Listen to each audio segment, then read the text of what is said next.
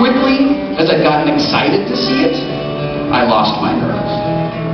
Through the pre-Snopes grapevine that gave teens of my generation the truth about Mikey from Life cereal, oh, I thought he totally died while eating Pop Rocks and drinking Coke. I had heard about rocky virgins being deflowered in horrifying, humiliating ways. Oh my God, this guy, I went to see it in Santa Monica, and they made him take off of his clothes, and they wrote virgin on his chest in lipstick.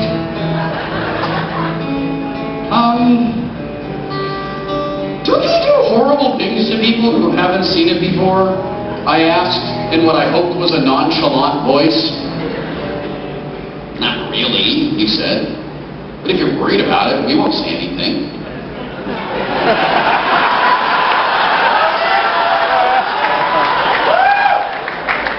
Oh, hindsight, how you've taught me so many things. Well, okay, I said, my excitement returned. Darren was 2 years older than me.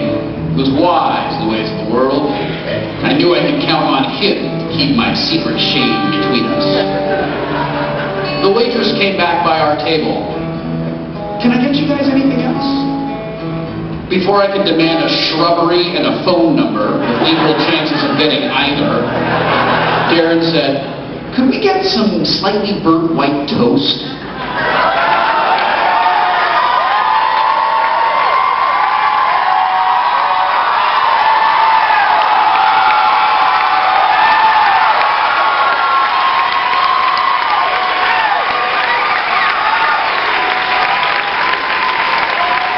No, I'm sorry, we actually didn't ask for a toaster, we asked for toast.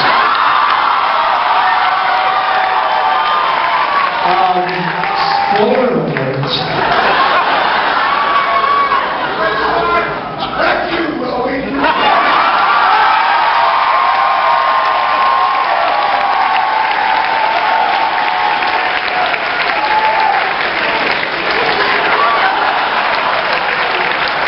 Sometimes when you're friends with Aaron Douglas, you call him and you go, Aaron, I have this idea for a thing in the show that I think it would be kind of awesome, but I don't know if you want to do it, but would you maybe do it? Because I think it'd be great, the audience would really like it, and I think it would be really funny. And sometimes when you're friends with Aaron Douglas, he goes, that's a great idea, I'm totally going to do it. And then you go, okay, Aaron, that's awesome, I'll call you with all the details. And then he emails you back and he goes, hey, what about if I wore my flight suit, would that be okay? And then you go, ah!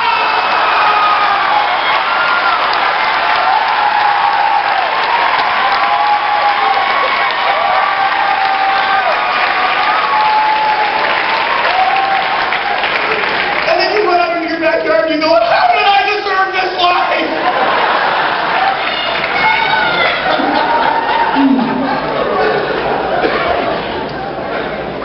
So now back to the story.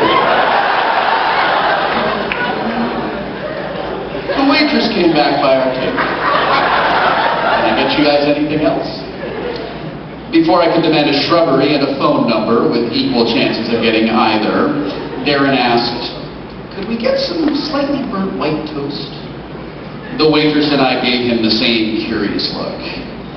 He smiled enigmatically. 20 minutes later, with burnt toast crumbling in my pocket and butterflies swarming in my stomach, I bought my ticket. We stood in a line that grew to about 24 people, and we waited for the theater to open. I made nervous small talk with Darren, talking a little too loudly about this amazing cast that I had gone to see in, I think I chose Huntington Beach. I know. The doors opened a few minutes before midnight. We walked into a theater that TARDIS-like seemed bigger on the inside than it appeared on the outside.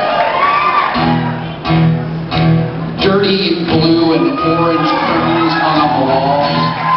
2 aisles separated 3 groups of squeaky blue seats. The floor was painted navy blue. Blue seemed to be a recurring motif in a shitty duplex theater in Van Nuys in the Valley. And the floor was appropriately sticky. We chose seats on the aisle near the back.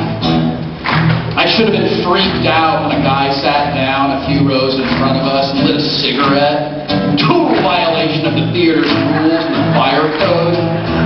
but being a rebel adjacent excited me. The theater quickly got as full as it was going to get. It seemed that most of the audience members knew each other, especially the four people who huddled together at the front in the stream. A dude with long black hair and bright red lipstick emerged and spoke to the audience. I'm just a sweet transvestite from transsexual Transylvania.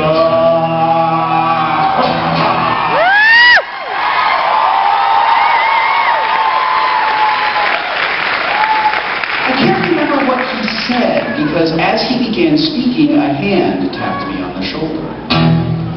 I looked up, and I saw the most phenomenally beautiful girl in the world standing in the aisle. She had shiny black hair and a Petty Page cut, bright green eyes, full red lips. She wore a red corset, and it fit her perfectly. She bent over, and she looked at me, and she asked, "Are you a virgin?"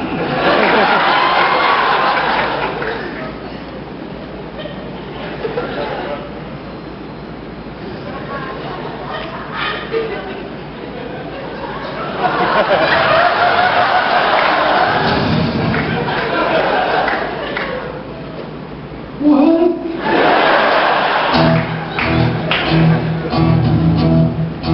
I was, in every way.